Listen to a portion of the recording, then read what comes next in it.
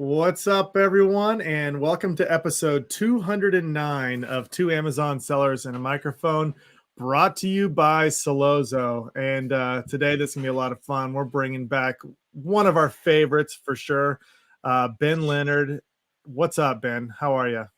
You're far too kind. I'm great, and I'm all the better for seeing you guys. All is well. Yes, it is. It's always fun to talk, and we got all kinds of stuff to talk about. Obviously, we're going to talk about what you're doing with e-com brokers, helping people exit their business like you did successfully a little while ago. That's always a fun and a little nerve-wracking journey for a lot of people, and a journey. We talked about this last time you're on that, back 8 years ago when Chris and I are starting our own businesses, the thought of selling it wasn't even plausible. It wasn't even a thing that came into your head. Obviously it is now, but we won't talk about that. But we got to start off with these hilarious movies that you've made, you're putting out. Just tell us all about it real quick. Okay. We decided that we needed to do something. I say we, that's e-com brokers. We decided that we needed to do something a little bit different in order to make a little bit of noise, because there's only so many times you can write an article or go on a podcast or post on LinkedIn or Twitter about the same subject. Of course, the space is constantly changing. There's always new things to talk about, but we wanted to shake things up a little and perhaps do something that would potentially go semi-viral. So we decided to drop some truth bombs about the wrong ways to exit your business, and to do so in a fun and silly way, which would grab some attention. And so we created 4 short films, a little over a minute each, followed by a Hollywood blockbuster trailer for the e-com brokers movie. And if anyone would like to watch that to get an idea of what we're talking about, they can head over to ecombrokers.co.uk/movie. And it's only going to take 5 minutes of your time. And you'll have a bit of a laugh and a chuckle as you watch these videos. I love it. Chris and I were watching a little bit of it before we came on. Production value, nice, really nicely done. Comedic value through the roof, nicely done. And it's a great way to get that point across in a really fun, engaging way. So it's well done. I'm really excited to see how viral it gets. I hope so. If anybody sees it and likes it, please do share with your friends or in your group or whatever you're in, on Facebook or Twitter or Reddit or whatever it might be. People are probably watching this being like, well, what the hell are they going on about? So go check it out. But in the meantime, I don't know, how do you want to do this? Do you want to describe them? Should we talk about who we could maybe talk about the characters? I don't know. Okay, let's go through it. We'll let you describe it. All right. You've got part 1 is the aggregator. Yeah. So explain the characters. The movie, part 1. In a world. There's this business owner, Tom. He runs an e-commerce business, much like many of us, and he's sitting in his office, and 4 characters appear to him or come into his office uninvited. A little bit like that Charles Dickens novel, where the ghost of Christmas past, future, and present appear to Scrooge. Well, they're not ghosts, but they're characters. And so the first character is the aggregator, and the aggregator is a villain. And he's dressed up a little bit like Zorro, I would say. And he interrupts Tom and tries to tempt Tom to sell his business directly to him. But unfortunately, he's only offering Tom, in exchange for his business, a carrot, and very poor terms for that carrot. Fortunately, somebody, me, comes to Tom's rescue. And I think that people will have to watch to see what happens. Oh, you're showing it now. There you go. Oh, yeah. We've got it rolling now. So anybody who's listening to the audio, make sure you go to our Solozo social channels, Facebook or LinkedIn or YouTube, and you can watch the live the live share of this because we've got them rolling, and then of course you got to watch them with the audio on. But keep going, Ben. I like where you're going here. So we managed to save Tom and make sure that he doesn't get fooled into selling his business directly to the aggregator. Because of course, the aggregator, his job is he is literally legally obliged to get the best possible deal for his investors and shareholders, right? So literally, he is trying to take your business from you for as few carrots as possible and with terrible terms. And he is obliged to do that, no matter how fluffy and nice he might come across in calls and meetings, and no matter how good of a person he is, because generally they are good people. But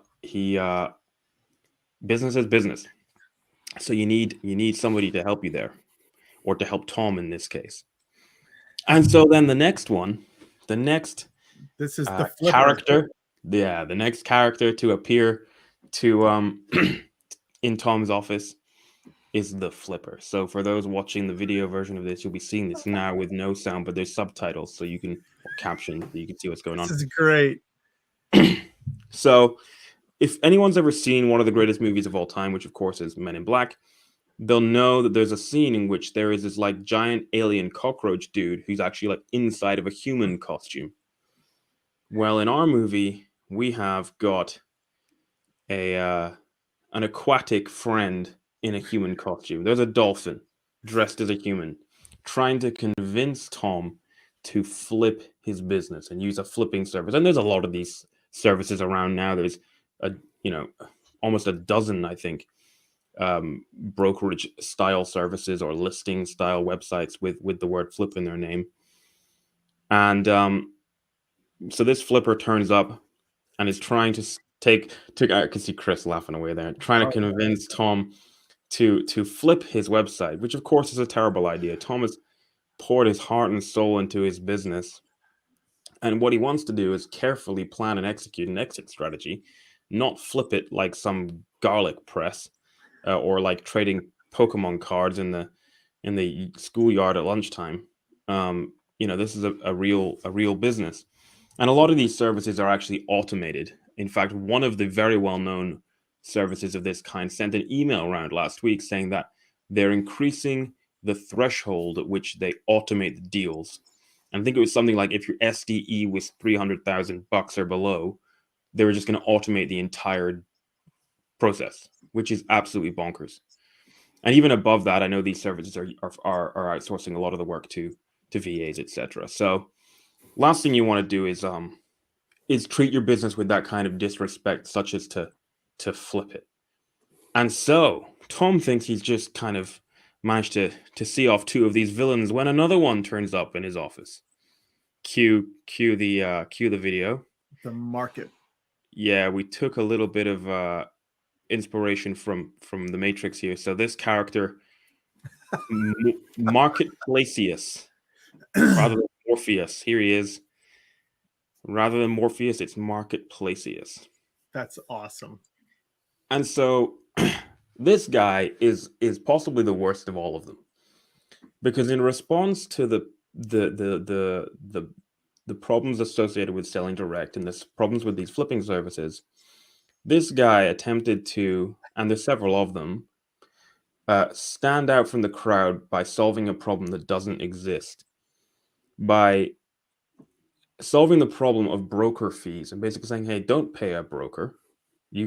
We'll sell your business for you without you paying a fee. But the whole thing is actually a bit of a con, because they do get a fee. The fee is paid by the buyer. So there's several problems with that. So let's start with the first one. If the buyer is paying the fee, that means the buyer is the client. And what do businesses want to do? They want to keep their clients happy. So how is a marketplace going to keep their buyer client happy? By giving them lots of cheap deal flow. So they don't have your best interests at heart to sell your business for as much as possible. What they want to do is sell as many businesses to buyers who are their clients for as little as possible. The second problem with this is that there is a hidden fee. Not only are you getting a crap deal, because you're going to end up working directly with the buyer who wants to get your business for as little as possible. But there is a hidden fee because, of course, the fee that the buyer pays to the marketplace, they're just going to factor that into what they're offering you. They're just going to chop it off. So the whole thing is just built on a house of cards. It just doesn't stack up, which is why where these models have been tried in other industries in the past, they haven't lasted and they don't really exist anywhere else because it's just false. It just doesn't work. And hence the character in the video offering, for those who haven't just seen this live or haven't seen it yet, the character offers Tom a blue pill to pay a fee with a broker, or a red pill to avoid a fee. But of course, both pills are blue, so it's a bit of a con. So Tom's almost finished his working day, and the last character appears. The Consultant Goblin, who, if you're not watching this live, is like a really terrible, cheap, crappy version of the Green Goblin. Instead of a hoverboard, he's got like the worst skateboard you've ever seen and like the crappiest costume you've ever seen. And he rocks up to Tom's office and tries to convince him to work with him. So who is the Consulting Goblin? Well, you may have come across several of them, and hopefully you haven't fallen for their tricks. These are sometimes they host a podcast or they have a Facebook group, and essentially they're individuals or groups of individuals trying to sell shovels to the gold rush and get a slice of your deal for all your hard work with your business. So they're matchmaking services. Hey, plug your numbers into my website or fill in my form after listening to me on this podcast or whatever it might be, and I'll matchmake you to a great buyer, which involves absolutely zero work, and they add nothing to your deal, no value, but they have pre-arranged agreements with buyers that if they end up buying your business, they get a referral fee. So much like the kickback going to the marketplace, the Consulting Goblins get a referral fee, which of course the buyer factors into what they would have offered you, and you're dealing directly with the buyer with no value added to your deal in terms of actually crunching the numbers, planning your strategy, hooking them up with legal representation, etc., etc. So the marketplace and the Goblin are particularly bad because you end up with a double whammy. You end up dealing with the aggregator and falling for the tricks of the marketplace and the Goblin, the Consulting Goblin. So that's the 4 characters. And there is actually a 5th. We're thinking of creating a sequel because there is a 5th character who has come out of the woodwork recently. And this is the almost like the automated version of the Goblin. You may have seen some of these websites going around where you literally type in the numbers. It's very, very clever what they've done, actually. It's, I do take my hat off to them, what they've done. Some of these guys are really sophisticated. You type in the numbers associated with your business. So your top line revenue, your profit, how long you've existed, your niche, how many SKUs, the marketplaces you're selling on, the countries, et cetera, et cetera. It goes through a criteria, a database of buyers that it's aware of and their criteria. And using algorithms, it identifies the best match, or maybe the best, say, 1 to 3 matches. And here's where it's really clever. They've then set up an automated link to the Calendly of the appropriate person at that company, all done with affiliate links, so it can be tracked back to them. And I know this because I've been through the process, right? I typed in some random numbers, and so they've automated the whole process, which is quite smart from like a website building perspective. But again, in terms of adding any value to your deal, so they're kind of like the Consulting Goblin, but they're just sort of a bit of a nerd living in their mom's basement. So that character may appear in a later movie. But yeah, so that's poor Tom had a pretty terrible day there. But I'm pretty sure I think that we managed to avoid catastrophe and save him in the end. Okay. Well, I remember when you sent the email over, you're like, "Hey, I want you guys to check out this clip." I was like, "What's he up to?" And I was just laying in bed, rolling around, laughing so hard. It was so Oh, good. I'm glad you enjoyed it. Like it was a bit of a risk. It still is because not that many people have seen it yet. Some people are going to love it. Some people are going to hate it. But I'd rather people hated it than were just like, meh.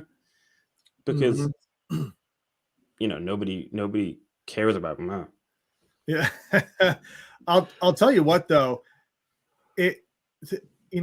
this space is evolving rapidly. There is a lot of money being poured into this. There's a lot of companies and people out there that are treating business like your hard earned, all that elbow grease and the sweat that you put into your business.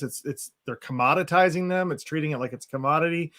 And I think, I can speak from like just myself, if somebody out of the woodwork came and presented me with a number that is eye-popping, that's attractive. You're like, okay, let me figure out what's going on here. This is something, but you never know what you're leaving on the table. And from our conversations we've had in the past, just the detail that you guys are going into to really find the best deal for the people that you're working with, for their businesses, and all the different ways you can negotiate these deals. What's going to end up being the best for all the parties involved. I think you're onto something with these videos in terms of making it an entertaining, eye-catching way of just presenting the nature of the space right now. Because there are 100%, just like you're talking about, like the automated thing, like that last one you mentioned, they're just trying to get an affiliate commission off of linking somebody up. They have no interest whatsoever. There's not even a human doing it. So it's like, who's out there that's gonna have my interests and really guide me in the right direction, and that's where you come in. But this is an entertaining way, and I think that's a lot of times in this space, a lot of the content that's out there is very valuable, but it's a little bit dull. It's a little bit follow my steps. So this is I don't think there's any risk involved. I think this is you going out and you're. I hope so. It's interesting you mentioned the whole eye-popping number thing, because that's where and people are it's entirely natural almost to kind of fall for this, which is not an eye-popping number is presented, and the business is potentially worth a lot more than that eye-popping number. But then the initial eye-popping number gets smaller and smaller and smaller the further you go through the process, and human psychology kicks in, and we have something called loss aversion. And so the deeper we are in, the less likely we are to pull out. So the carrot on a stick that was initially dangled is now like, a quarter of a carrot, but you feel so much like, well, I'm in that far now, then you take it. And the reason that gets diminished is, the initial conversations around what's your top line, what's your profit. Maybe you didn't understand your numbers properly, or you haven't had your numbers calculated properly for you. And remember, these guys are very, very smart financial people. And they're in on the joke. They know that you're a very smart business owner, but you're not a mergers and acquisitions expert. And so when they come to realize that they've got you on your own with no representation, having not had anything calculated properly, and without a real understanding of how to properly get your EBITDA or sales discretionary earnings in order, and understand what your business is worth, and understand how you might structure the deal best in your favor, they're laughing because they know that they've got you. And then once you're in a certain way, like once you've kind of gone through a whole bunch of due diligence, you're like so far in that you feel like, I still kind of need to sell. Do you know what I mean? It's a psychology thing. Yeah, well, like you've done all the work, you've got this far, and you're like, well, yep, I'm already this far in. I might as well just continue with it and go through with it. I see that entirely. And I think the psychology goes even more than that. I mean, even when you're whittling away at that number, in your mind, you're like, okay, my day-to-day of running this business and all the things that I do, and here's this check I could get right now, even though it might be smaller than what was initially there. But as that's decreasing, they're telling you why, and at some degree, and you can be like, oh, I can see it. My numbers weren't accurate or weren't calculated in the right way. Oh, okay, that was on me. He starts getting that way, and then you're like, okay, I'll take that. But talk a little bit about what your approach. So you're the hero in this movie. You come in, you're the savior for Tom. What's your approach that's so different than all of these? Yeah. So first of all, we're us, and there are other good brokers out there, and the best ones ought to be relationship based and focused on the goals, the values, the aspirations of the business owner, and not on flip your business, we'll have the money in your bank account in 30 days. Because I find myself frequently saying to somebody, well, we could absolutely sell your business now for this, but actually, if you do this, and this, we can sell it for this much more in 6, 9, 12 months, whatever it might be. Because you only get usually one exit. Not everyone, some people get more, but most, for 99.9% of entrepreneurs who sell, they'll only do it once. So you got to get it right. Timing is important, and missing an opportunity is important, but also selling either too soon or with the wrong service or the wrong intermediary or no intermediary in a rush is definitely not the right thing. So that's the first thing, is relationship based and actually caring about the goals of the seller. The next part is it's a real process. It is not part of my inspiration for co-founding ecom brokers was when I sold my business. I sold it through a broker who were terrible, but fortunately Allison, my co-founder in ecom brokers, basically saved the day and tidied up their mess. And what was partly so terrible about it, or one of the root causes for one of the big mistakes that they made that we caught, was that despite them being extremely well known, the person running the deal was a recent graduate of history of art.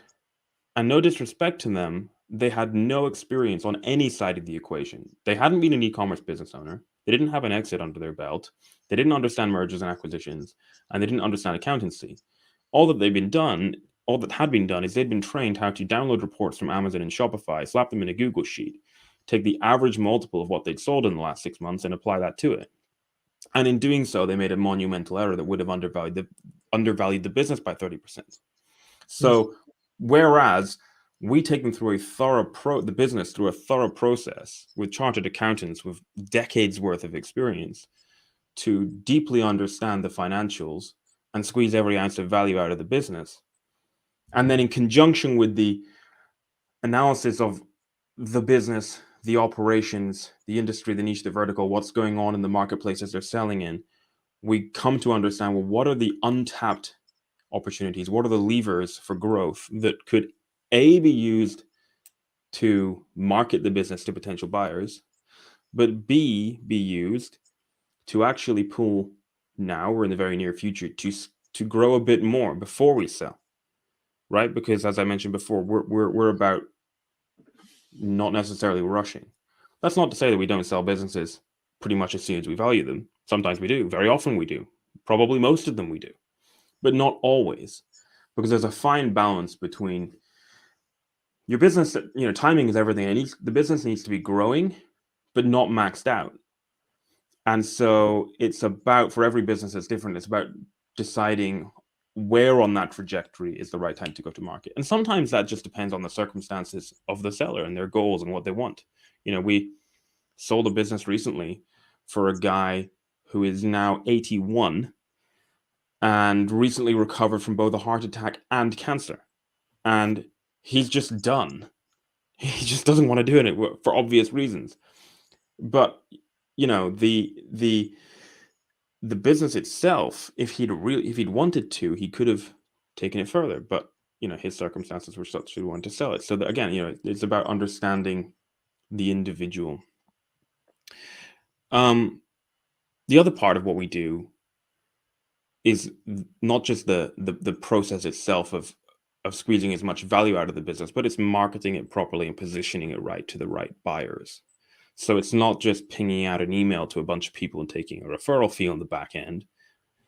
It's taking the business and marketing it to those businesses that we already have a relationship with, but also buyers that we have a relationship with, but also casting as wide a net as possible to find the right buyers, particularly if it's going to be a little bit more of a strategic purchase. So it's identifying individuals in a particular industry. For instance, say they're involved in an industry association for a particular niche, and tapping into their network to find the right buyers. It's tapping into the networks of our partner brokers and investment banks to find the right buyers, to bring as many to the table. And then once they're at the table, it's, we're on every call working through the negotiation and working with the partner mergers and acquisitions lawyers to make sure that the deal is tight. Because everybody talks about, oh, I sold for this much or my multiple was this much. But what matters deeper than that is deal structure.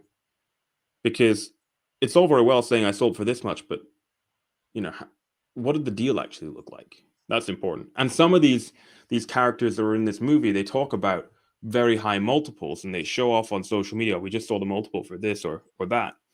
We just sold a business for 8x or 9x or 10x. And it's just complete BS. They've fudged the numbers. They've probably included earnouts which may never even come to be realized in that, and inventory which should never be included in that calculation in that, in order to sound better than they are. Because multiples are they're not quite as bad. It's not, what I'm about to say is not quite the perfect analogy, but it's pretty similar. The classic is that the top line is a vanity metric, right? Multiples are, it's not quite as bad as that, but it's getting there. It's almost a vanity metric, because the overall deal matters, because every business is different and every person or business owners, people plural, are different. Anyway, I've rambled on for a bit. Is the market still hot? I've read that a lot of aggregators are kind of pausing or kind of slowing down acquisitions just to kind of let the water settle a little bit. Is that what you're saying?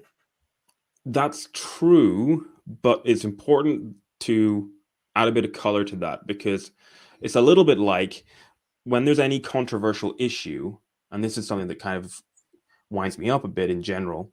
Any controversial issue in life, you will find a disproportionate amount of attention is paid to the minority viewpoint.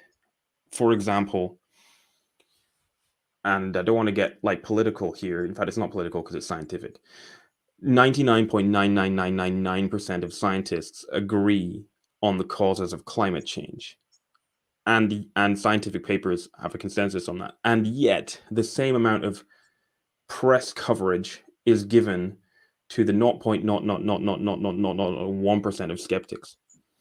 And so we're seeing that here. A whole ton of attention is being paid to important stuff, but the bigger picture is important too. So let me get to that, right?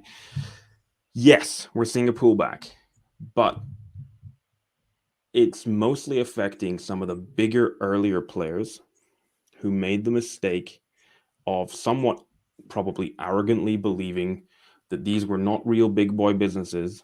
This was just slap it on Amazon, buy the cash flow low, sell it high later, or go public. And we don't need to pay any attention to the nuances of how these are operated. And now they're in a pickle. They've scaled too big, too fast. Some of them have got 8, 9, 10 employees per brand. These are brands that were run by 1 or 2 people, or 1 person and a couple of VAs. So they're having to go through a major shakeup. They'll be okay, the big guys, they will be okay, but they're having to go through a major shakeup. So they're taking their foot off the gas and being a lot more careful about what they buy, and they're trying to get their operations in order. And in fact, the easiest way they're getting their operations in order is they're just buying agencies. They're just buying agencies because it's the quickest and easiest way to get that capability in-house fast. However, the small and medium-sized players who are smarter are still going for it, because they're getting investment provided that they can demonstrate to their investors, because the investors have gotten smarter over the last 3 years, provided they can demonstrate to the investors that they have operational capability. And if they have operational capability, they're more confident. And with confidence comes higher multiples. But multiples are dropping, that is true. So where are they dropping? They're dropping on deals for businesses with poor brand identity and with a higher risk associated with them and less defensibility. Legitimate brands for which Amazon is a sales channel, albeit a very important one, are maintaining multiples, or at least multiples are taking less of a hit.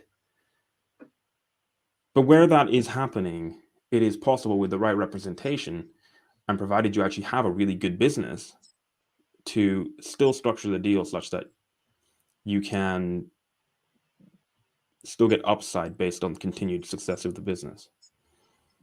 And the smarter entrepreneurs who take it through that right process are able to realize that. And if you have a great business, you don't need to worry about what's going on in the noise of this aggregators having to lay off this many people, and this aggregator's paused acquisitions and multiples are dropping. The industry is going through a bit of a shakeup, and that's okay. But people don't need to panic. I think another point to that is aggregators are not the only people out there buying businesses. 100%. 100%. I work with them. I work with so outside of ecom brokers, I do a very small amount of consulting. I no longer really consult with individual business owners one-to-one, because I have a few large corporate clients. These are private equity backed families of brands who've been running brands for decades and came to realize, because these guys are smart and have run brands for decades, right? These are brand guys who've raised money. They are not money guys who've raised money, right? They came to realize over a year ago now, when I started to work with them, that in order to succeed in e-commerce, they needed to think like people on laptops in their spare rooms. And so what's happened is these guys have watched the canary go down the coal mine for the last couple of years, and now they're coming in. And now they are acquiring e-commerce brands, Amazon first e-commerce brands, right? And they're saying to me, hey, Ben, with your brokerage hat on, can you find us this or that or whatever it might be? And they're coming, and it's great for sellers, because these guys are much less like the aggregator character that is in that video. They are more used to dealing with businesses going through this real process. They are a little bit more traditional and mature in their approach. And what's really great about if you sell to them is you can be much more confident in their operational capability, which means if there is any kind of an earnout or any degree of the contract relies on the success of the brand in the hands of the new owners, you can be more confident. But in any case, when you work with the right people, you get the contract tight so that any earnout is to some degree protected from poor operations by the new owners. That I want you to touch on that point. Well, I'll touch on that in a second, but you bring up a good point, because for me, I mean, for a lot of people, the business that you've created, there's a lot of heart and soul in that. That's your baby that you created. And yes, you want to sell. Yes, you want, if you get a nice check, that's amazing. You can go relax for a while for the rest of your life.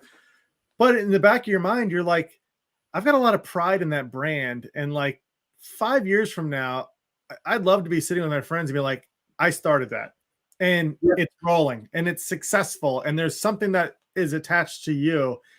And, it'd be heartbreaking, even though you'd have a lot of money in the bank account. It'd be heartbreaking to see that fail because of poor operations later on. Totally. And I know that doesn't necessarily matter about the sale, but it kind of does. Well, it does. It does, man. And you're right. And it more so does for people who've built a real brand. Mm-hmm. If you have just been selling junk on Amazon, then it matters less. But in any case, those people, for those, if you are still selling junk on Amazon and you think you're now going to be able to sell your business, I have to break it to you. Either you're going to sell it for next to nothing, or you're not going to sell it at all.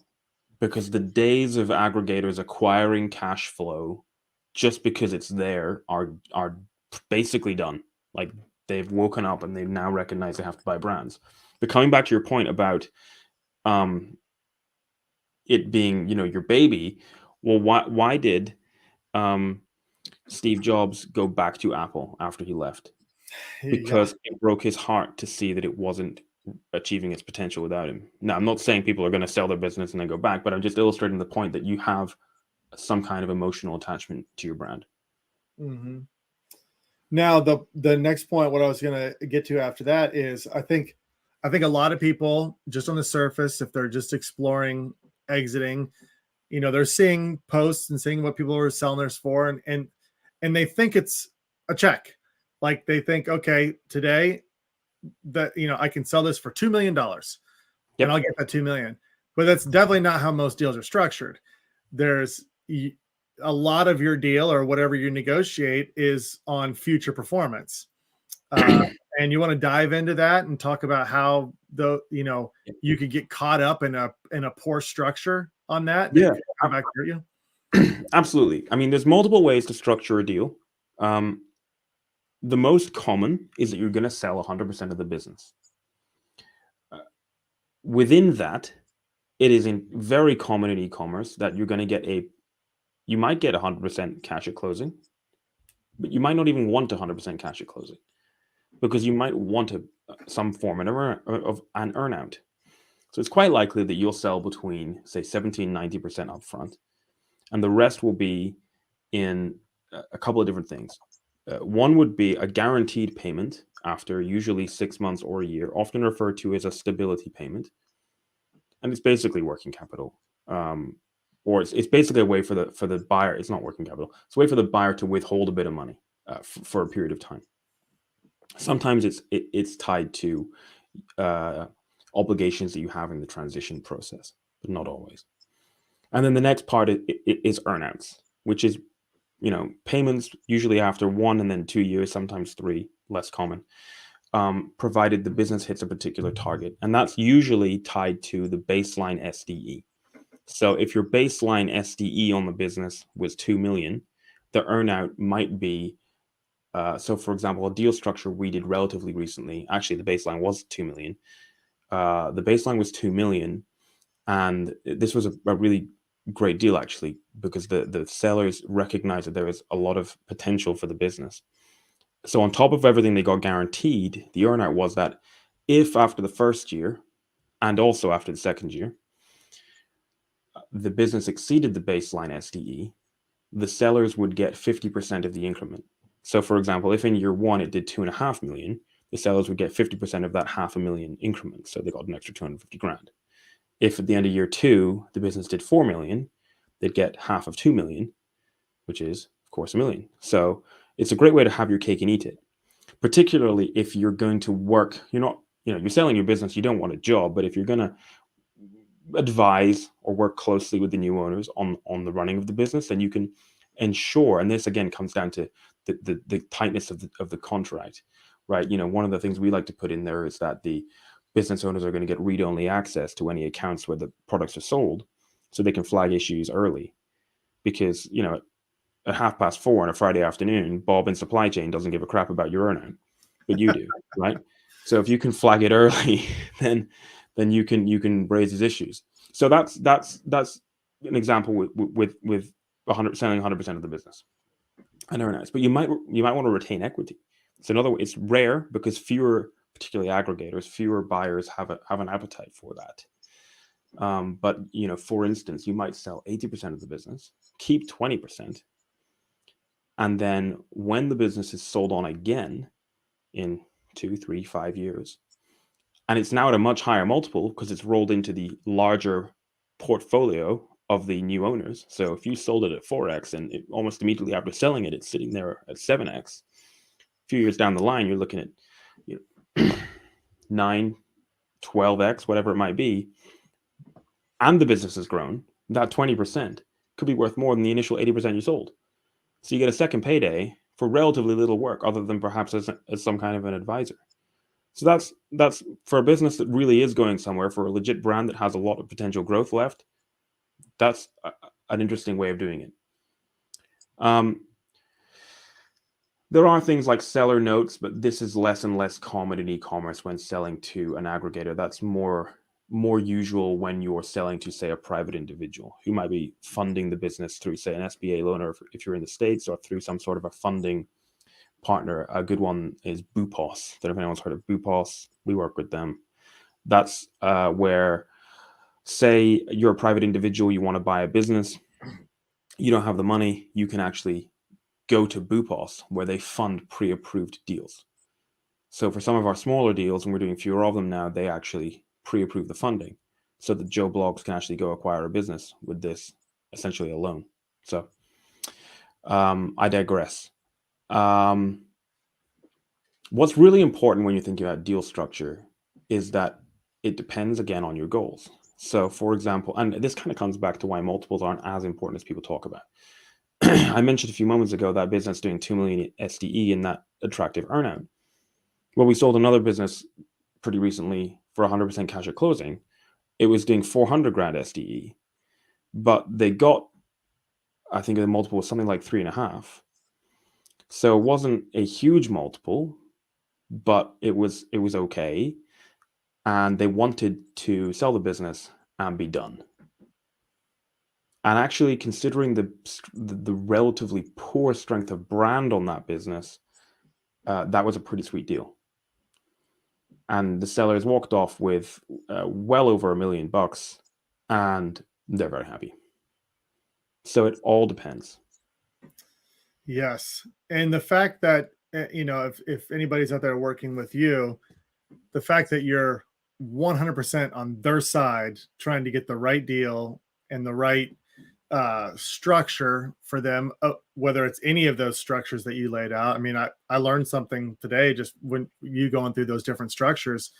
You're the advocate on their side, trying to get them. And I still think also the thing that you mentioned before is working with you. You might say, hey, look, there's a potential for an attractive deal like 9 months from now. If you're willing to expand into Canada or do these different things or do whatever it is that it can increase the value of your business, and then you're saying now, hey, are you willing to, would you put in some more work for a few more months? And then we would have a different, none of your villains that you described are going to do that. Nope. And they're trying to buy it as cheap. They see the upside. So they don't want you doing the upside. Yeah. They want to buy it at a discount and do the upside and maybe flip it later. And so, yeah, I mean, literally, when you think about it, all of the villains, the aggregator's job is to get the best deal for their shareholders. The flipper's job is to sell them fast and get the cash flow. mm-hmm.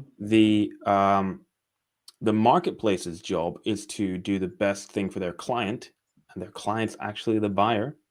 So lots of cheap deal flow is what the buyer wants. And the consultant goblin's job is to just sell it to somebody and get a kickback, right? Whether that's a free Tesla or 80 grand, whatever it might be. So really, it's what we do. The answer is to do what we do in every other industry for real businesses, and you've hopefully developed a real business, is to take it through a mature process to plan and execute your exit strategy and get the timing right. So yeah, that's kind of that's the answer to it, really. Yeah. Any other industry, if you've got a large business, I mean, you're hiring lawyers, mergers and acquisition people on your side to represent your interest. This is no different. Yeah, you're absolutely right. And just, when that carrot is dangled, the worst thing you can do is just say, that sounds great, I'll take it. Take a moment to breathe, right? You've built your business over several years. What's the rush? take a step back and talk to a few different people, and try and it's a very emotional time.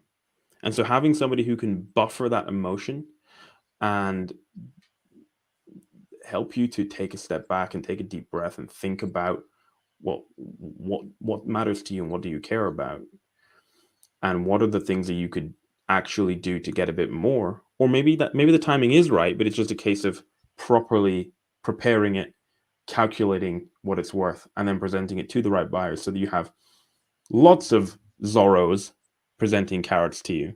Mm-hmm. That's the way to go. Well, Ben, this has been fun. We love talking to you. Obviously, this is on the minds of a lot of people out there, so it's super valuable information that you're presenting.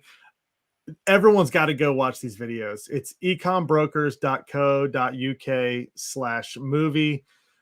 We'll have that in the show notes and all the descriptions everywhere for sure. And there's no doubt Ben's going to keep coming back on with us. This space obviously evolves all the time. But we like to just talk to you. We love to hear the wins and the successes that you're helping businesses go. It's encouraging to everyone else out there. But before we leave, people are listening. They're like, I've got to start my conversation now with Ben. I've got to get this ball rolling. What do they do? How do they reach out to you? Few ways. Head to ecombrokers.co.uk, click on sell my business or value my business, fill in a little form. We'll get in touch. Email me, ben@ecombrokers.co.uk. Get me on LinkedIn. Just look up Ben Leonard. I'm on all the main social channels. My handle is Ben Leonard Pro. But first of all, go watch the movie because it's good fun. ecombrokers.co.uk/movie. But we're in the business of helping people, right? And so what we absolutely will always do is, if we're not the right fit, or if we think, you know what, you're just not ready to sell yet, regardless, we'll always be there to help. So hit me up. I'm happy to chat. Absolutely. Well, thanks so much for joining us, Ben. Everyone go reach out to him if you're in this, if you're considering selling, if you're already in the process and you want a second opinion, reach out to Ben and start that conversation. If you like content like this, make sure you subscribe to our podcast. It's on every podcast platform out there. Subscribe, turn on notifications. You can see our live streams. Like, this is the perfect one today that we did, where you're going to probably want to watch the live stream because we brought up the videos on there. So you can see that on Solozo's social channels, LinkedIn, YouTube, Facebook.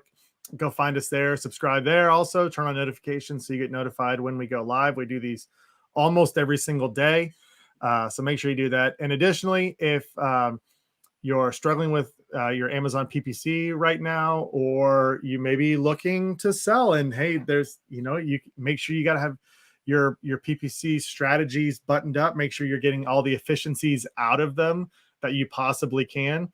Wasted ad spend is going to cut that bottom line on you. You want to make sure that you have as much profit in your business as possible when you're getting ready to sell. So advertising can certainly controlling your advertising can certainly help there. So go to Solozo.com, book a demo. You can talk to either Chris or myself. We'll talk about your business. We'll talk about your advertising structures, and we can show you how Solozo's system can help automate and optimize that for you. So we love talking to sellers, and we do it every single day. So go ahead and book a demo there. All right, everybody. Thanks so much. Hold on. Yeah. We have to say happy birthday to Ben. Oh, we didn't say that. That's right. Yeah, it is. It is your birthday. Is it yesterday or today? It was yesterday. I was 21 again. 21 again. Yes, I love it. Well, happy birthday, Ben. Thank you. That's very kind. Appreciate it. Thank you so much for joining us. All right, everybody. We'll be back at this again tomorrow. See you all later.